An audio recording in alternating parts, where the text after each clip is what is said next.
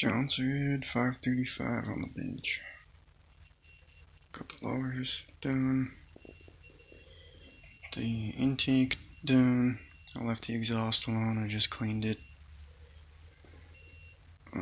Tapered the piston in the lathe because this thing has a huge effing base gasket, and I'm doing away with that.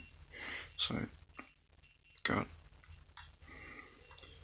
this thickness down off the edge of the piston and beveled it to the center.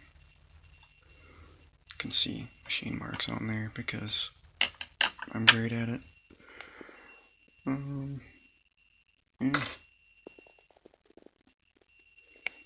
Gonna start assembling after I blast out this bottom end. Took the nubs and casting lips off the piston windows. Cleaned out as well. Should be good.